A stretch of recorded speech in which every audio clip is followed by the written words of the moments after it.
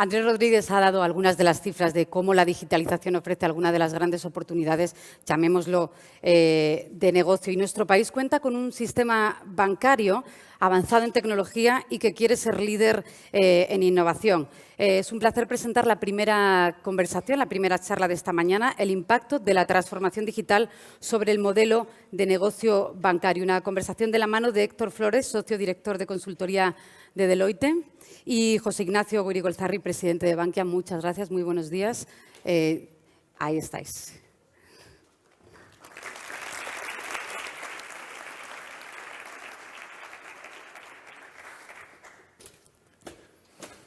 Qué barbaridad. Adelante. Muy bien, gracias.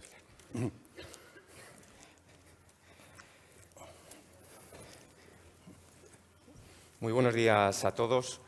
En primer lugar, agradezco la participación de todos los ponentes en esta jornada, especialmente de nuestros patrocinadores, Sanitas y PayPal. Y, por supuesto, muchas gracias, Pilar y Andrés, por la conducción y la organización de este interesante evento. Todos los aquí presentes probablemente coincidimos que hay tres fuerzas que están transformando el mundo en el que vivimos: la globalización, la lucha contra el cambio climático y la disrupción tecnológica. La globalización, entre otras ventajas, ha facilitado una división del trabajo a nivel global, permitiendo que se puedan aprovechar las ventajas competitivas de cada región, y ello ha conducido a un aumento, a una reducción significativa de la pobreza en el mundo. Es cierto que ahora estamos asistiendo en muchas regiones a una reacción contra la globalización por dos motivos. En primer lugar, porque en muchos países amplias capas sociales no sienten que perciban los beneficios de la globalización. Y, en segundo lugar, por las tensiones inherentes al reequilibrio de la economía mundial que se está produciendo como consecuencia del desplazamiento del centro de gravedad hacia Asia. Bueno, confiemos en que estos desequilibrios se resuelvan pronto y podamos superar esta reacción contra la globalización. El cambio climático es otro fenómeno de alcance global sobre el que probablemente no estamos todavía suficientemente sensibilizados. Les quería decir que la semana pasada yo tuve la oportunidad de participar en un viaje a Singapur y tuvimos una reunión con su primer ministro, que es una persona realmente interesante. Y él nos decía que los esfuerzos que se están haciendo en la lucha contra el cambio climático son francamente insuficientes. Ellos son un país que están al borde del mar, son muy pesimistas sobre los efectos del cambio climático, están previendo que en el siglo XXI el nivel del mar puede subir hasta 1 metro, lo que tendría efectos devastadores sobre su nación. Por ello, lo que están haciendo, han iniciado un programa de inversiones masivo, pero masivas inversiones, decenas de miles de millones, para prepararse para esa subida del nivel del mar. Y, bueno, lo que nos animaban, éramos representantes de distintos países, nos animaban a que les acompañásemos, nos sensibilizásemos sobre este tema y acometamos inversiones como las que ellos están haciendo. Y el tercer fenómeno, que es el que hoy nos ocupa, es la disrupción tecnológica, que está transformando los modelos de negocio de todos los sectores. Gracias a la tecnología, la forma de hacer negocios está cambiando y ese cambio se está acelerando. Las compañías en todos los sectores se enfrentan a clientes más exigentes y se enfrentan a nuevos competidores que son muy ágiles, muy innovadores y con una gran capacidad de adaptación. Pero, al mismo tiempo, la tecnología también nos ofrece la posibilidad de desarrollar nuevos negocios, mejorar nuestra eficiencia, evolucionar los modelos de gestión. Y probablemente estamos viviendo hoy uno de los grandes puntos de inflexión en la historia gracias a la disrupción tecnológica. Y de eso es de lo que vamos a hablar hoy. Un sector crítico para nuestra economía es el sector bancario, que es el del que ahora vamos a hablar con José Ignacio. Sin duda, en mi opinión, el sector bancario es uno de los más afectados por los cambios que se están produciendo hoy en el entorno y, al mismo tiempo, es uno de los que más está invirtiendo en su transformación. Han coincidido en el tiempo un conjunto de factores con un impacto muy importante en el modelo de negocio de la banca, y las entidades del sector yo creo que han situado la transformación digital como un área clave para mejorar la sostenibilidad y la competitividad futura. Pues para debatir de ello, hoy estamos con José Ignacio Gorigolzarri. José Ignacio es sobradamente conocido, es presidente de Bankia, es uno de los líderes bancarios más reconocidos, no solo en España, sino a nivel internacional. Yo te quiero agradecer, José Ignacio, que nos acompañes hoy. Sé cómo es tu agenda, pero bueno, escucharte a ti siempre es muy interesante. Muchas gracias. Bueno. Entonces, bienvenido, José Ignacio, y vamos a mantener un diálogo sobre distintos aspectos vinculados sobre la transformación digital y el impacto en el sector bancario y en Bankia en concreto. Y yo creo que, en primer lugar, sería interesante que nos dieses una primera valoración sobre cómo la transformación digital está afectando al sector bancario y a Bankia en particular.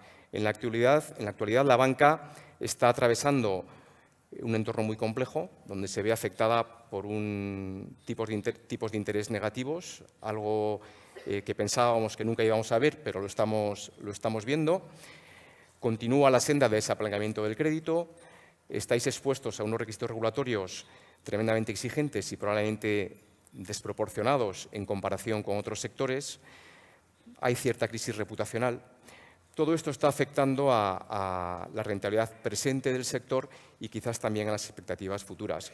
Y coincide en el tiempo con la revolución digital, donde tenemos tres fenómenos: la emergencia de tecnologías que permiten la digitalización de los procesos de negocio y nos abren la oportunidad de interactuar del entorno de una forma distinta y de capturar un volumen ingente de datos; el desarrollo de tecnologías para tratar y sacar valor de esos datos, Big Data, Advanced Analytics, inteligencia artificial; y finalmente el mundo cloud, el cloud computing, que es un entorno privilegiado para la innovación y desarrollo de nuevos servicios. Bueno, yo quería preguntarte qué papel juega la transformación digital y estas tecnologías en la estrategia de Bankia y de qué forma os pueden ayudar a hacer frente a los retos que hoy afrontáis. Bueno, en primer lugar, muy buenos días a todos. Muchísimas gracias, Héctor. Muchísimas gracias a Forbes por la invitación, es lo primero que quería decir. Y respondiendo a tu pregunta, la verdad es que has hecho una introducción con la cual yo no puedo estar más de acuerdo. Es decir, nosotros llevamos años diciendo que la banca tiene tres grandes retos, tiene muchos más, pero básicamente tiene tres grandes retos. Uno es un reto de rentabilidad, un segundo reto no cierta, sino un reto de verdad desde el punto de vista de imagen y reputacional, y en tercer lugar, no tanto la digitalización, sino la retroalimentación de la digitalización con los cambios de hábitos de los clientes. Eso es realmente lo que nos cambia el esquema, ¿no? Y ciertamente, como consecuencia de esa retroalimentación, yo creo que tenemos varios factores que se nos abren, ¿no? En primer lugar, hay un factor evidente, y es que las barreras de entrada en nuestro sector caen y entran nuevos competidores que, lógicamente, quieren romper el statu quo. Y ahí hay muchos campos, probablemente para mí el que más me parece estratégicamente más importante sea el de medios de pago. En segundo lugar, la utilización de la tecnología, como tú decías, y hay otro tercer aspecto dentro de este cambio, que es el tema de la transformación cultural y personal. Pero yendo al segundo aspecto, al tema del impacto de la tecnología, yo suelo diferenciar, porque me parece que es útil diferenciar entre dos tipos de actuaciones en las que tenemos que tener en cuenta la tecnología. Hay algunos elementos que son elementos internos para el banco o que es evidente que hay que hacer, y hay otros elementos en los cuales tienes interrogaciones sobre la influencia de la tecnología. Hay cosas evidentes que tenemos que hacer. Desde luego, la digitalización y mejora de nuestros procesos. Que nos salga, esto no tiene mucho glamour, pero si uno mira con una cierta perspectiva, el principal impacto que ha tenido la tecnología en la banca ha sido la reducción de los costes de procesos. El kilo de cuenta corriente, en nuestro caso, pues se ha dividido entre dos en los 4 últimos años. Y ahí hay mucha tecnología detrás de eso. No tenemos que pensar solo en la red, sino que tenemos que pensar en todo el mundo de operaciones, el tratamiento y el proceso pues de papeles, por entendernos, o de aplicaciones. Hay un segundo mundo que es evidente también en el que tenemos que trabajar y es en la mejor comprensión de los clientes, y eso significa entender las propensiones y entender los eventos que son importantes para ellos y ser muy eficaz en el ofrecimiento de esos eventos o esas propensiones. Y hay otro tercer elemento que también es evidente, y es que los clientes valoran mucho que tengan un gestor que les personalice y sea proactivo con ellos, y ello significa tecnología que permita a nuestros gestores pues, tratar a más clientes de forma más eficiente. Y esos son tres elementos que me parece que ahí puedes meter todas las tecnologías que has comentado, ¿no? Hay otro factor que en cambio tienes interrogaciones sobre su velocidad y sobre su manera de comportarse finalmente, que son los factores en los que te relacionas con los clientes. Y porque no sabes cuál va a ser la evolución de los hábitos de los clientes, y probablemente el ejemplo más claro y más evidente es la evolución de los canales de distribución. Pero finalmente, y con esto termino, siendo muy importante la tecnología, siendo muy importante y siendo muy importante la transformación organizativa, etcétera, lo que tenemos que tener claro es para qué hacemos todo esto. O sea, ¿para qué nos metemos en todo este lío? Todo este lío nos metemos para tratar a nuestros clientes, para darle un servicio cada vez mejor, más eficiente y más rentable a nuestros clientes. Y no perder ese norte me parece muy importante. Yo creo que lo que se desprende de tus palabras es que consideráis que la tecnología es una palanca clave para mejorar la competitividad de vuestro negocio en el contexto actual y hacer frente a muchos de los retos y amenazas a los que os enfrentáis. Es algo común a otros sectores, incluso a negocios como el nuestro, donde también estamos invirtiendo en distintas tecnologías que luego podremos comentar, porque necesitamos dar respuestas más eficaces a los problemas más complejos y transformacionales de nuestros clientes, ¿no? Luego hablaremos sobre ello. Has hablado al final de tu primera respuesta sobre los canales, ¿no? Y yo creo que en el mundo de la banca comercial probablemente la eficiencia y la eficacia del canal de distribución, del modelo de distribución, es el elemento con mayor impacto en el performance de un banco comercial, ¿no? Y la visión sobre cómo debe estructurarse un modelo de distribución en banca está evolucionando de una forma que quizás un ciudadano normal le puede costar entenderlo, ¿no? Entre el año 2000 y el 2007 en banca se abrieron más de 6.000 oficinas, llegamos a tener más de 45.000, con diferencia era la red más capilar de toda Europa. Eso hace 10 años escasamente. Entre 2009 y 2018 se ha cerrado prácticamente la mitad de la red, se han cerrado más de 20.000 oficinas, ahora tenemos 26.000 y se siguen reduciendo. Es decir, lo que hace 10 años todas las entidades pensabais que era un activo estratégico clave porque la proximidad a la oficina era el factor de captación de clientes, pues de alguna forma parece que ese activo, que esa red, pues ahora es un canal más dentro de un modelo mucho más, digamos, diversificado, mucho más multicanal. Entonces, todos los bancos estáis invirtiendo en la transformación de vuestro modelo de distribución, pero os encontráis también con una complejidad, ¿no? Que es que los ritmos de evolución de los clientes bueno, pues no son iguales. Hay clientes que siguen muy apegados al modelo antiguo y quieren ser básicamente clientes de oficina, y hay otros clientes pues, que quieren ser totalmente digitales e incluso pueden ir por delante de la propuesta de valor que les ofrecéis los bancos, ¿no? Entonces, yo te quería preguntar, en concreto en Bankia, ¿cómo estáis evolucionando el modelo de distribución y vuestra estrategia comercial para poder dar respuesta y servicio a estos dos tipologías de clientes tan distintas y al mismo tiempo poder alcanzar vuestros objetivos de eficiencia y rentabilidad? Bueno, realmente yo suelo decir que el reto estratégico más importante que tenemos los gestores de bancos es realmente la gestión del canal de distribución. Desde el punto de vista estratégico no hay nada tan retador como la gestión del canal de distribución. Tú lo has comentado muy bien. Simplemente una anécdota. El número de oficinas que hay hoy en España es el mismo que había en 1980. después del cierre de las casi 20.000. Hace 40 años. Hace 40 años. Es para que nos sirva un poco como perspectiva. ¿Por qué es tan difícil la gestión del canal de distribución?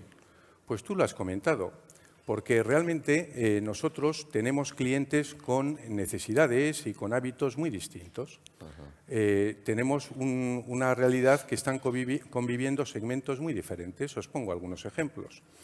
Hoy nosotros, y en todos los grandes bancos en España, más o menos, la mitad de nuestros clientes son clientes digitales o son clientes multicanales. Tenemos un porcentaje cercano al 25% en términos de ventas digitales. Sin embargo, esa realidad convive con otra realidad que es muy distinta. El 31%, algo más del 30% de nuestros clientes solo se relacionan con oficinas o cajeros. Hay otro ejemplo también muy evidente. Siendo todo muy digital, pero casi el 80% de nuestros clientes visitan por lo menos una vez al año su oficina. ¿Y esto qué significa? Esto significa que tienes clientes, segmentos de clientes, con hábitos muy diferentes y a todos les tienes que dar un tratamiento absolutamente excelente.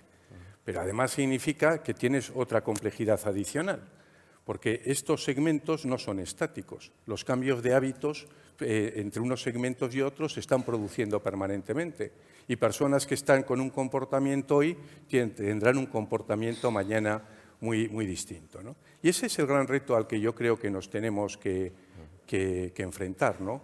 Un reto que cuando la gente dice que el reto del canal de distribución en banca es Internet sí o Internet no, eso es una simplificación intolerable, ¿no? Por supuesto que Internet sí, cada vez más, pero el tema es un poquito más complicado, ¿no? Y la verdad es que a la hora de enfrentarse a ese reto, pues nosotros nos estamos enfrentando con 3 o 4 hipótesis, ¿no? En primer lugar, con una actitud que me parece fundamental, que es la humildad intelectual. Me parece fundamental.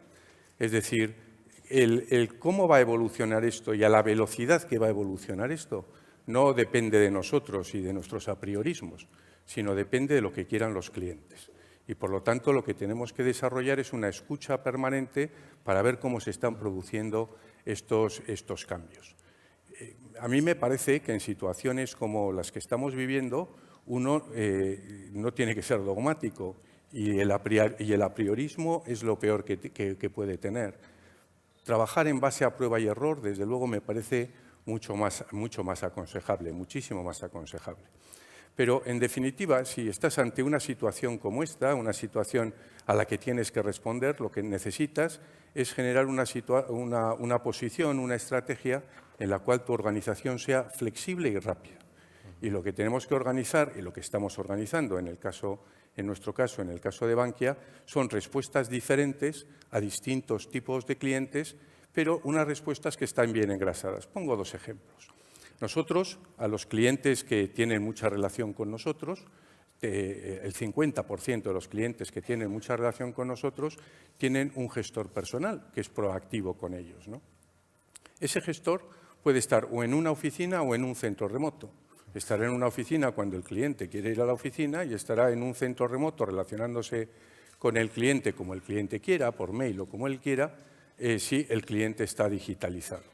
Y realmente nosotros tenemos un esquema, una matriz, en la cual dividimos nuestro servicio en 4 grandes partes. Lo importante aquí es que esta matriz, donde estén las personas ubicadas, nuestros profesionales ubicados, pues los vayamos adaptando a lo que quieran los clientes. Si los clientes quieren más digitalización, tendremos a más gente trabajando en centros remotos y si la gente quiere menos digitalización, lo tendremos en las oficinas. Lo importante es tener un proceso engrasado y unos profesionales que están dispuestos a adaptarse a esa realidad, ¿no?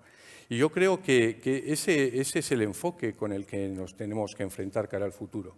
En el buen entendimiento de que, tú lo has comentado al principio, para mí la red física, la combinación de red física y red digital, del online y offline, es imbatible. Y me preocupa mucho que desde las entidades, digamos, incumbentes, como se dice ahora, adoptemos lenguajes que den por hecho que las oficinas son un legacy que no tiene ningún valor. Yo no estoy de acuerdo en absoluto.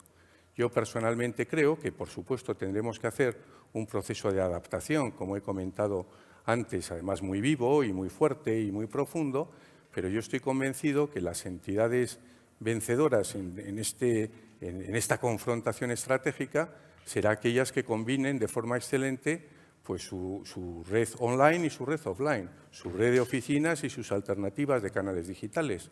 Y basado todo ello en un aspecto que a mí me sigue pareciendo fundamental, que es la relación personal, la confianza en la persona del banco y, por lo tanto, eso te refiere a personas motivadas necesariamente, ¿no?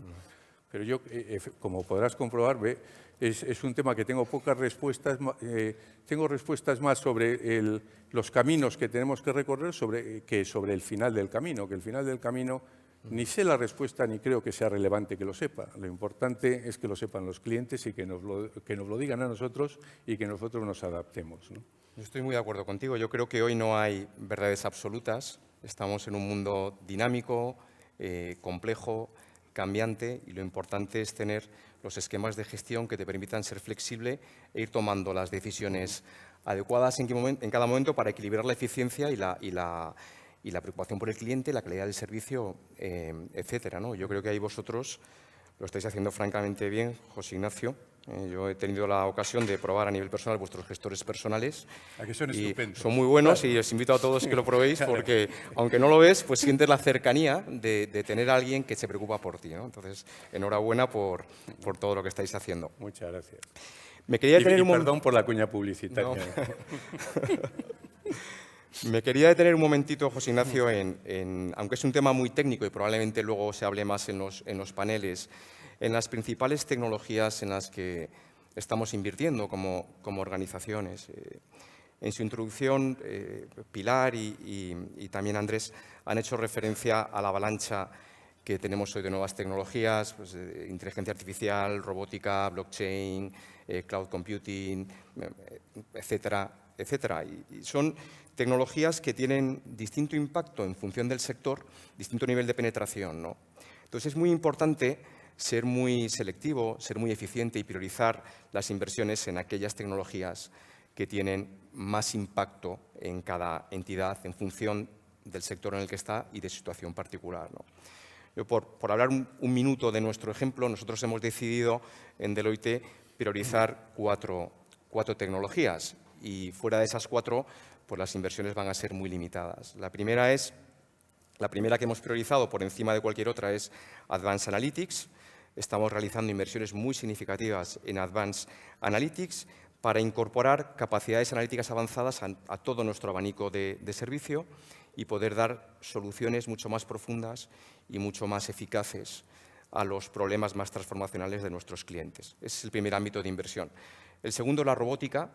Hemos creado en España uno de los 3 grandes centros de robótica de Deloitte a nivel mundial, y por un motivo, porque creemos que internamente en nuestra empresa y en todos nuestros clientes, probablemente también en Bankia, tú has mencionado al principio los procesos, creemos que hay muchos costes en actividades que aportan menos valor a los clientes y, por tanto, se pueden automatizar y no tener personas dedicadas a hacer esas funciones. El tercer área de inversión es la ciberseguridad. Creo que también la has mencionado. La ciberseguridad es crítica.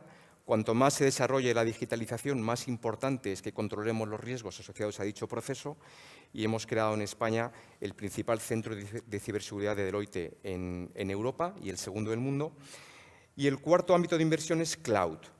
Cloud es un ecosistema que va a favorecer la innovación a unos niveles que hoy creo que ni somos capaces de visualizar, y lo que estamos haciendo es importar profesionales de Estados Unidos, socios que teníamos en Estados Unidos, los hemos traído a España para que ayuden a nuestros clientes a España a seguir el ritmo de los clientes en Estados Unidos. Yo no sé si tú quieres compartir un poco tu visión en Bankia, o prefieres que sea Carlos, que participará en una mesa posterior, el que desarrolle un poquito este tema. Bueno, Carlos lo hará, y lo hará muchísimo mejor que yo, porque sabe muchísimo más que yo de esto, ¿no? Pero es cierto, mira, cuando piensas, comentaba en la primera cuestión que planteabas, cuando piensas los 3 temas a los que me refería, que son evidentes y que hay que trabajar en ellos, uno, la mejora de procesos, estás hablando de 3 de las 4 tecnologías que has comentado. Cuando hablábamos de la necesidad de saber cuáles son las propensiones de los clientes, detectar sus eventos y ponerlo a disposición y ponerlos a disposición de los mismos en el momento preciso, estás hablando de otras tres, gritando ciberseguridad seguramente. Y cuando estábamos diciendo que necesitábamos que nuestros gestores pudieran dar un servicio al mayor número de clientes y hacerlo de una manera excelente, pues para eso necesitas necesariamente Advanced Analytics y todos los aspectos que has comentado. Y de luego ciberseguridad, que ciberseguridad, bueno, no descubro nada, no me quiero detener en esta idea porque creo que es extraordinariamente compartida. Yo creo que para nosotros es un vector estratégico que hace 10 años no sabíamos que existía y que hoy seguramente, si no es el primero, está en el podium seguro, ¿no? Muy bien. Pues, José Ignacio, quería que hablásemos un par de minutos sobre un tema que sé que a ti te preocupa especialmente y sobre el que eres especialmente sensible, que es el impacto de cualquier cambio en el entorno, pero en especial la tecnología, en las personas, en los profesionales de tu organización, ¿no? Entonces, las nuevas tecnologías están transformando y optimizando los modelos de negocio y necesitamos profesionales que entiendan esas tecnologías y tengan la capacidad de aplicarlas, ¿no? Por otro lado, también hemos mencionado que la automatización de procesos va a ir permitiendo que vayamos delegando actividades a las máquinas, a los robots, incluso según se vaya desarrollando la inteligencia artificial, pues decisiones que requieran juicio humano podrán también ser realizadas por máquinas. Esto nos da la oportunidad de liberar tiempo de las personas de nuestras organizaciones para que realicen actividades más estratégicas, más transformacionales y menos operativas. Y el reto que nos representa a nosotros es que tenemos que capacitar y motivar a las personas para que se adapten a este nuevo mundo, para que se adapten a las nuevas tecnologías y que quieran asumir estas nuevas funciones, ¿no? Necesitamos que tengan una actitud positiva hacia el cambio. Sé que tú eres muy sensible sobre este tema, toda tu organización es muy sensible. Entonces, quería preguntarte cómo estáis afrontando este reto, ¿no? ¿Cuál es tu visión sobre el impacto de la disrupción tecnológica sobre los profesionales del sector bancario y qué medidas estáis tomando para que puedan aprovechar el potencial transformador de las nuevas tecnologías? Sí, efectivamente tú lo has dicho. Nosotros, no yo, sino en Bankia, todo el equipo, somos muy sensibles a este tema, ¿no? Y es que además a mí me parece fundamental. Es decir, hablamos mucho de la tecnología, pero la tecnología en sí misma no es un factor de ventaja competitiva, ni lo va a ser en una empresa de suficiente tamaño. El factor de ventaja competitiva es la aplicación de la tecnología. Y eso pasa por la transformación de las personas y por la transformación de la organización. Y ciertamente en ese contexto yo creo mucho en las personas. Yo suelo decir que la principal razón de la transformación que se ha producido en Bankia en los últimos años ha sido la transformación anímica de nuestra gente. Y por lo tanto soy un convencido absoluto de que la gestión de la transformación de las personas es absolutamente clave. Aquí yo quiero decir también que yo creo mucho en la capacidad de adaptación de la gente, pero no es una manera de hablar. Yo creo en eso porque si uno analiza cómo estaba o el tipo de actividades que se realizaban en el sector bancario hace 20 años y que se realizan hoy, esto ha supuesto un cambio extraordinario, por un lado, y la gente se ha adaptado. Es cierto que esta adaptación cada día es más costosa porque es más rápida, más exponencial. Pero yo creo profundamente en la capacidad de adaptación de la gente. Para eso se necesitan dos cosas, en mi opinión. Una, dosis masivas de formación, por supuesto que sí. Las organizaciones tienen que ser conscientes de que tienen que proveer una formación de primera división a la gente que está trabajando allí. Pero eso no es suficiente. Además de proveer la formación, la gente tiene que querer formarse. Y eso habla de motivación de las personas, que en definitiva es la clave de los intangibles de una empresa, que no están en una cuenta de resultados ni están en el balance, pero son el alma de la empresa y lo más relevante. Pero además, en términos de transformación de personas, este cambio al que tú hacías referencia, Héctor, nos plantea un reto nuevo que no teníamos hasta ahora. además de la adaptación de la gente, que eso lo hemos tenido, ahora más complejo, pero lo hemos tenido, es la necesidad de incorporar a nuevos perfiles a nuestra organización. Nosotros estamos en un proceso de incorporación de nuevos perfiles, que también quiero dejarlo claro, en términos de porcentaje sobre el total de la entidad no es muy relevante, pero en términos de impacto es muy importante. Y estos perfiles, además de que son escasos en el mercado y nos pegamos todos por ello, estos perfiles requieren un entendimiento por parte de la organización que sea diferente, porque tienen curvas de utilidad distintas, se mueven por criterios y motivaciones diferentes. Y a esos nuevos perfiles hay que adaptarlos, hay que acogerlos, hay que motivarlos dentro de una cultura que tiene que ser común pero diversa. Y ese es otro reto muy notable que yo creo que vamos a tener en los próximos años en banca, ¿no? No solo la transformación de la gente, digamos, tradicional, sino la asimilación, en el sentido más noble de la palabra, de estos nuevos perfiles que necesitamos, ¿no?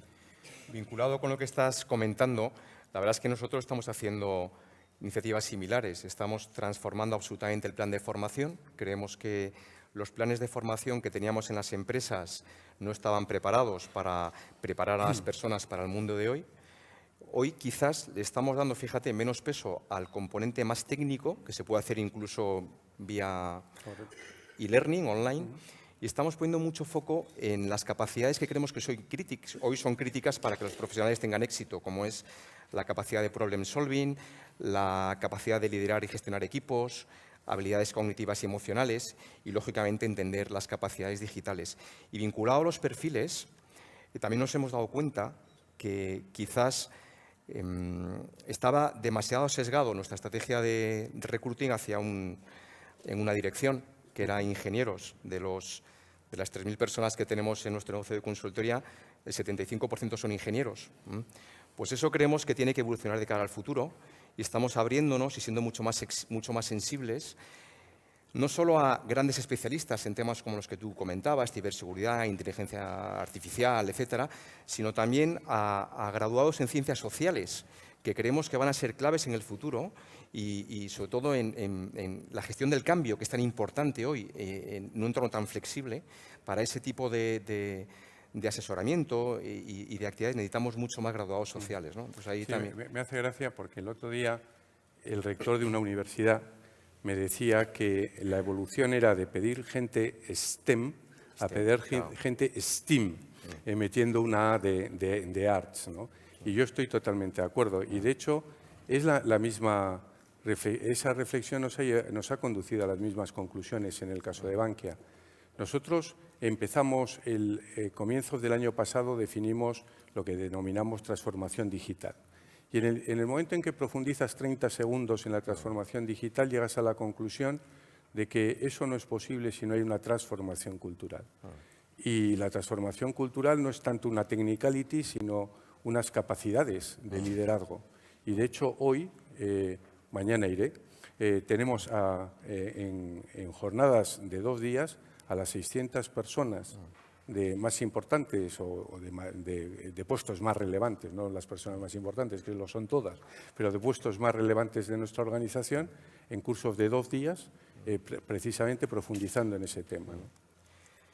Estás abriendo el tema de la cultura, es lo último de lo que vamos a hablar, si me permites, Antonio, que me has dado un aviso, me parece. Y quiero preguntarte sobre la cultura porque sois de las organizaciones que he visto que más estáis evolucionando en este tema y desde hace meses habéis iniciado un camino de evolución cultural que creo que es francamente interesante que compartas con la audiencia, ¿no? Es cierto que estamos en un entorno muy complejo de cambio permanente donde culturas rígidas y jerárquicas pues quizás tengan menos potencial y menos capacidad para hacer frente a los retos de hoy, ¿no? Y quizás hoy tener culturas más descentralizadas, organizaciones más descentralizadas y líderes que sean capaces de hacer frente a entornos complejos, pues puede marcar la diferencia. ¿Quieres compartir con nosotros alguna reflexión al respecto? Tengo aviso, ¿no? Hemos empezado 15 minutos tarde, Antonio. Bueno, vamos a ver, Héctor, tú sabes además, y además nos habéis ayudado, y nos habéis ayudado mucho y yo lo agradezco, Pero tú sabes que desde el principio, desde que nos incorporamos nosotros a Bankia, el aspecto de cultura y el aspecto de principios y valores fue absolutamente decisivo. Yo me acuerdo aquellos primeros meses con muchos líos financieros, pero el comité de dirección le dedicó muchísimo tiempo a la definición de principios y valores, porque para nosotros eso ha sido y es absolutamente fundamental. Lo importante no son los qués, que desde luego lo son, pero más importante es que los qués son los cómo, ¿no? Y en ese contexto, realmente yo no he creído nunca en los líderes personales y carismáticos. No ahora, no he creído nunca. Me parece que los líderes carismáticos y personalistas son, en el corto plazo pueden tener ventajas, pero en el medio y largo plazo son un peligro para la sostenibilidad de un proyecto. Lo que necesitas en una organización grande es un semillero de líderes, porque además la motivación de las personas solo se produce en la relación diaria. La gente no se motiva por un speech más o menos brillante que oye cada 3 o cada 6 meses, ¿no? Bueno, y en ese contexto nosotros efectivamente estamos evolucionando nuestra cultura. Si yo tuviera que decir cuáles son los puntos que me parecen más relevantes en esta evolución, yo diría, en primer lugar, una cosa que os va a sorprender, porque no es ningún cambio. Nosotros siempre dijimos desde el principio que los principios y valores para nosotros eran fundamentales y todo el equipo de Bankia comulgamos con la idea de que ningún objetivo ni la obtención de ningún resultado puede justificar la transgresión de nuestros principios y nuestros valores. Y eso siempre ha sido importante, pero en esta era digital yo creo que todavía lo es más. Y como tengo un aviso, no voy a profundizar en ese tema. En segundo lugar, tú lo has comentado, una organización, en una situación como la que estamos viviendo, que estamos yendo por mares y territorios ignotos, nadie puede predicarse como que tiene la experiencia ante este tipo de situaciones, porque nadie tiene la experiencia. Y, por lo tanto, la generación de críticas, de iniciativas, de ideas, me parece absolutamente fundamental.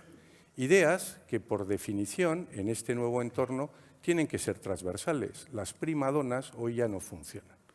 Y eso también, la transversalidad me parece un elemento fundamental. Transversalidad que, en todo caso, tiene que ir enfocada no a la definición de ideas, sino a transformar la realidad. Y la transformación de la realidad se hace a través de la implementación.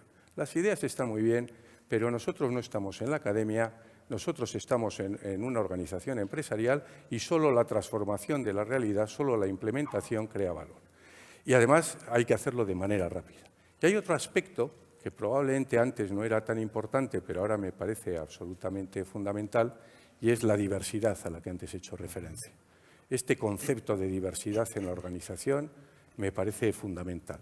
Y todo ello, todos teniendo claro, muy claro, ¿para qué hacemos todo esto? Para el cliente, porque sin cliente ni tendríamos sueldos, ni tendríamos empleo, ni tendríamos valor, ni estaríamos hablando de beneficio. Y eso es lo que nunca hay que olvidar. Muy bien, José Ignacio. Bueno, yo quiero terminar dándote las gracias. Creo que han sido unas reflexiones muy interesantes. Muchas gracias. Para mí creo que es un privilegio que contemos en España con directivos pues, como tú, que, como has dicho, estáis promoviendo un ejercicio no de liderazgo personalista, sino de liderazgo colectivo dentro de la organización para poder hacer frente a un mundo muy complejo, lleno de retos, que yo estoy seguro que vais a sacar adelante con gran éxito. Muchas gracias, José Ignacio, y muchas gracias a todos. No, muchísimas gracias a ti. Muchas gracias, Héctor. Muchas gracias. Bueno.